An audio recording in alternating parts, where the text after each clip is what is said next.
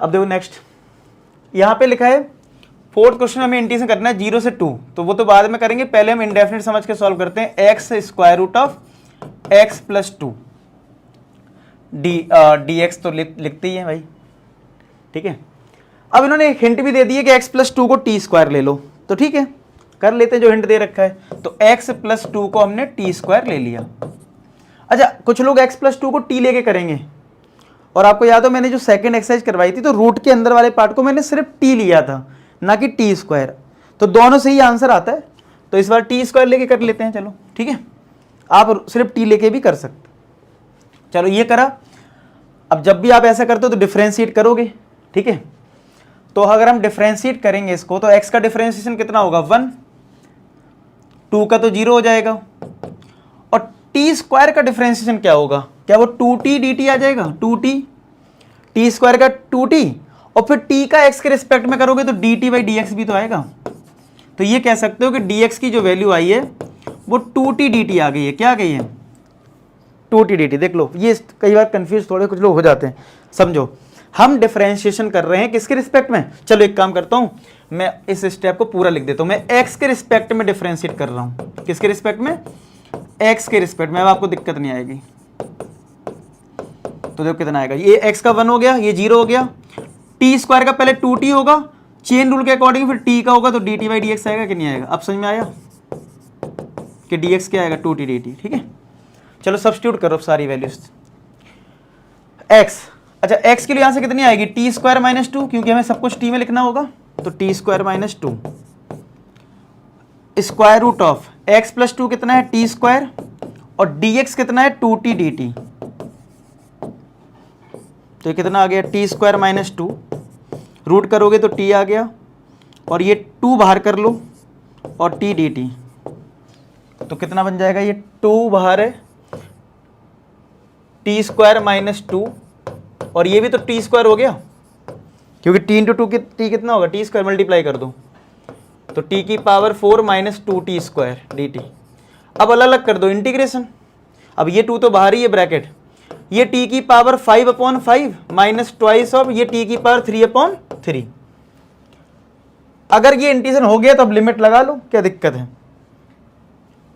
ठीक है। अब लिमिट लगा दो इस पे, देखो 2 तो कांस्टेंट टर्म में वैसे ही बाहर रहने वाला है, कोई दिक्कत नहीं। अब लिमिट कैसे लगाओगे, यहां से इस वाले रिलेशन से, ठीक है, क्योंकि आपने इसको लिया ना x प्लस 2 को टी स्क्वायर, और ये लिमिट x की है, और ये t में आए तो t की लिमिट चाहिए। देखो अगर आपने x को 0 रख दिया, 0, तो 2 इक्वल टू टी स्क्वायर, तो देखो 0 plus 2 equal to t square, तो t निकालोगे तो क्या √2 आ जाएगा, तो लोअर लिमिट तो आ गई √2।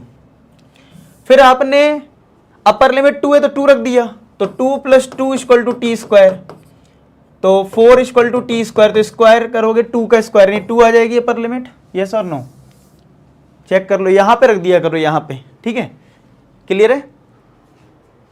तो अपर लिमिट आ गई, लोअर लिमिट आ गई। अब पुट कर दो इसमें, तो 2 ऑफ ये आ गया 2 की पावर 5/5 माइनस 2 इंटू 2 की पावर 3/3, ठीक है, ये आया माइनस, फिर √2 पुट कर दो, तो √2 की पावर 5/5 माइनस 2 इंटू √2 की पावर 3/3, कुछ ऐसा आएगा।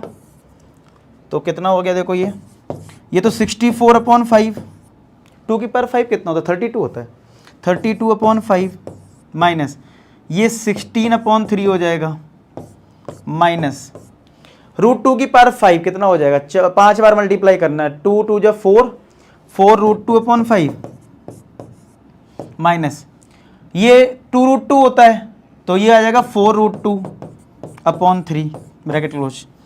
कुछ ऐसे टर्म्स आ रहे हैं इसमें, तो बुक में भी हाँ कुछ ऐसे टर्म्स आ तो रहे हैं। चलो एलसीएम लेके सॉल्व कर लेते हैं, ठीक है, और देख लेते हैं क्या है, ठीक है। इन सब का एलसीएम एक साथ लेते हैं, 15 आएगा इसका एलसीएम ना, 5/3 है ना, 5/3 है, तो 2 तो बाहर ही है, 15 यहाँ पे एलसीएम मिल रहा है, 15 एलसीएम लो, क्योंकि आंसर 15 के फॉर्मेट में दे रखा है।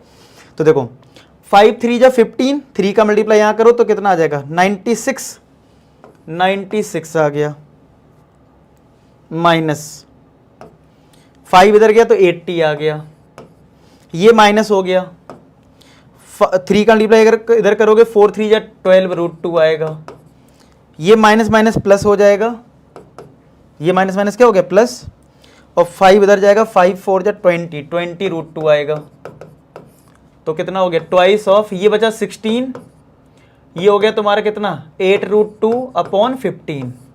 ऐसा आप ये आंसर लिख सकते हो। लिखते हैं, देखते हैं बुक में क्या दे रखा है। बुक में 16 रूट 2 8 कॉमन ले लिया ना, हाँ इन्होंने कितना कॉमन लिया यहाँ पे 8, तो ये रूट 2 बचेगा।